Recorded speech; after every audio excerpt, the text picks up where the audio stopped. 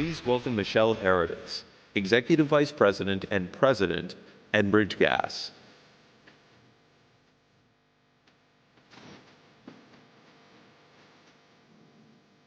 Well, good morning again, everybody. And I recognize that I'm the last person between you all and lunch and the end of the conference, but I thought I'd take a moment to introduce myself a little bit and some of my background and why I'm particularly passionate about this topic. So I've been fortunate enough to work in energy for over 25 years now. I mean, certainly all of my career, really.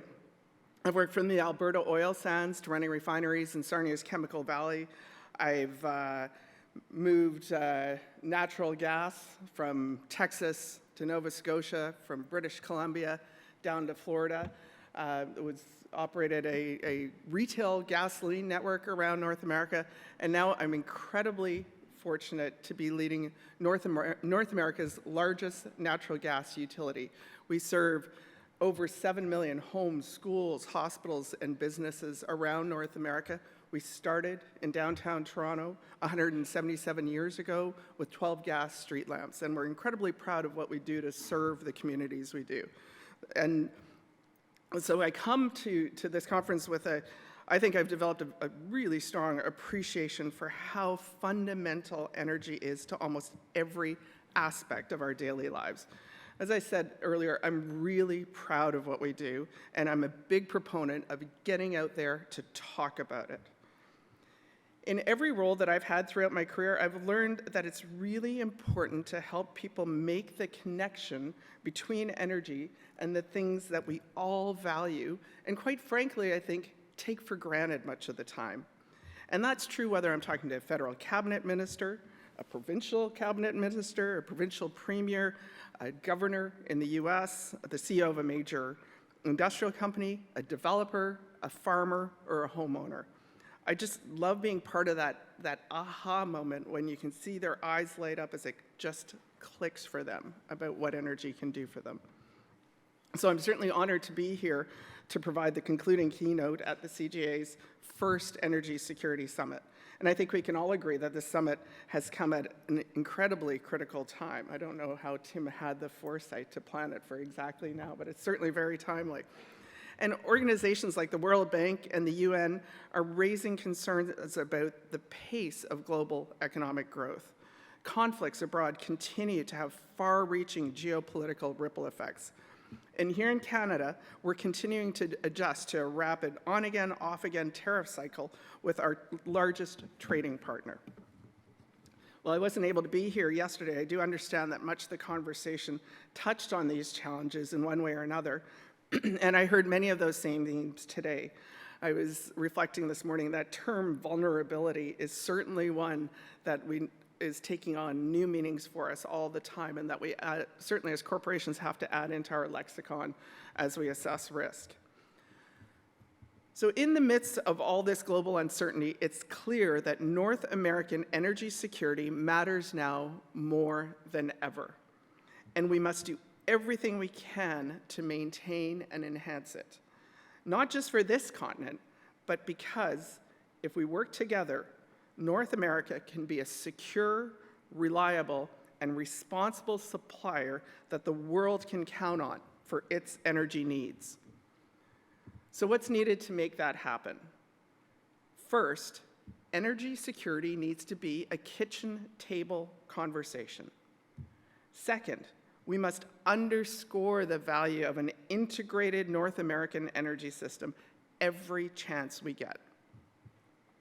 And third, we need to focus first and foremost on what can be fixed right here at home, improving energy mobility, supporting energy production, and attracting capital investment. Over the past 2 days, the focus of the conversations here has been on what energy security is and how to ensure it. So let's talk for a minute about how energy security feels. I'd like to tell you a quick story about a customer we connected to natural gas as part of the expansion program that we're doing jointly with the province of Ontario into Fenelon Falls, into the Kawartha Lakes region of Ontario. Twice in the winter before, he was able to connect to natural gas Bad weather kept the fuel oil truck from making its regular delivery. At one point, this young father turned the heat down as low as possible in his family's home to preserve that remaining oil in the tank until the storm had passed and they could get a delivery.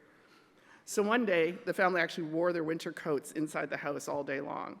And that night, as he was tucking his 6-year-old daughter into bed, she asked him, "Daddy, are we poor?" And he said, "Well, no, why would you ask that?" And she said, "Well, because our house is so cold."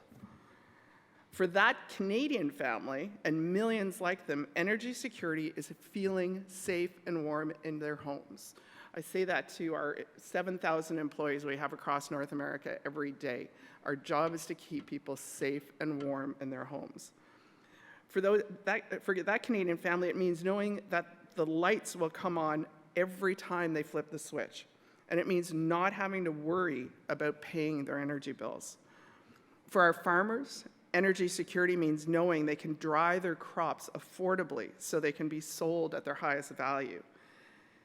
And for our small and medium manufacturers, it means having the confidence to add that new production line that will help them grow their own business and the broader economy. And for large industries like our steel mills, it means trusting they can run the continuous processes necessary to produce the critical components that support our modern way of life. Thanks in large part to our abundant natural resources and our history of energy innovation, most Canadians in most regions enjoy this security. And that's a good thing, that's a great thing. And there's a flip side to that.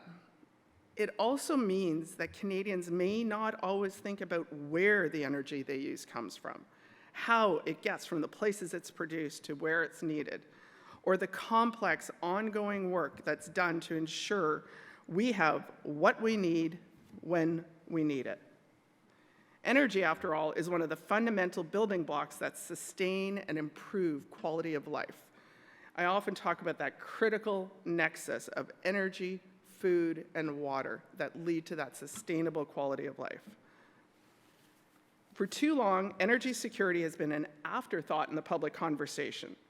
If we thought of it at all, we thought of it as a problem for others somewhere else. But it is something we need to be focused on right here at home. Energy security can and should no longer be an afterthought, something we only think about and talk about in those fairly rare moments. Whether it's happening to one family, like the one I told you about in Fenelon Falls, or to thousands, like our fellow Canadians on the East Coast living through Fiona in 2022. We need to move now, and we need to move with urgency. Let's keep in mind that Canada's electricity demand alone is expected to double by 2050. And to meet that demand, supply capacity will need to increase by 2 to 3 times what it is today. We need to move away from the if questions.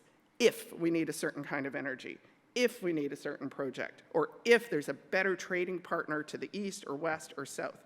We need to move with purpose on behalf of all Canadians on all fronts. One of the positive takeaways of all this uncertainty is that people are paying attention. Energy security is being talked about at the kitchen table. And polls, just like the minister talked about, are showing more and more Canadians are getting behind domestic energy development of all kinds. And we at Enbridge couldn't agree more. We believe we will need all energy sources and technologies to meet demand, fuel the economy, and keep costs down. More nuclear and more oil, more renewables, more carbon capture, more efficiency, more innovation, and more natural gas. Another positive takeaway, we have the abundant natural resources and the homegrown expertise to unleash this all-of-the-above approach for the benefit of Canada and Canadians. Now, we can't forget, of course, that we are connected to our neighbors to the south, not only by geography, but by a history that stretches back to our earliest days. We are also connected by an intricate system of pipes and wires. More than 35 major electricity transmission lines and 70 oil and gas pipelines cross our border. And then there's Enbridge's Dawn Hub right here in Ontario, which connects almost every major North American supply basin. It is critical to ensuring resilient and cost-competitive energy on this continent. As Canada and the US, we share a highly integrated energy system that we've built together, one that benefits both our economies, creates jobs on both sides of the border, and supports mutual security interests. And isn't it great to see Canadians recognizing and celebrating what our Canadian energy industry brings to the table? In 2023, energy made up about 16% of the more than $920 billion in total trade between Canada and the US, and the majority of that was oil and gas. That energy trade, importantly, moves north and south over the border to connect major demand centers to the closest, most robust supply basins. This works for Canadian producers and Canadian industry and for Canadian energy consumers. It also works for the US. So while the US is by far the world's largest oil producers, US refineries, primarily in the Midwest, rely on Canadian crude to produce the gasoline, diesel, and jet fuel that's critical for transportation, agriculture, and American consumers. Nearly 1/10 of the natural gas used in the US currently comes from Canada. Similarly, and as the Minister just mentioned, right here in Eastern Canada, we're dependent on natural gas that flows north from the United States. Remaining fully integrated has benefits for us both. By working together, we can provide more affordable, reliable, and responsible energy for everyone, especially as demand continues to grow here and south of the border. This integrated system secures the continent against actions by China and Russia, and it bolsters North America's strength through energy exports to trading partners. Keep in mind that Canada's exports of heavy oil to the US right now enable the US to export light oil to Europe and Asia. And let's think about the global population growth that's expected to drive energy demand in the future, particularly in developing countries. Last year, a report called Lost in the Dark was released. It's based on data from the UN and the World Bank. And the report's authors looked at satellite images gathered over 3,000 nights, and they cross-referenced that data with the location of all human-built structures on the planet. And what do you think they saw? Almost 1.2 billion people are energy poor.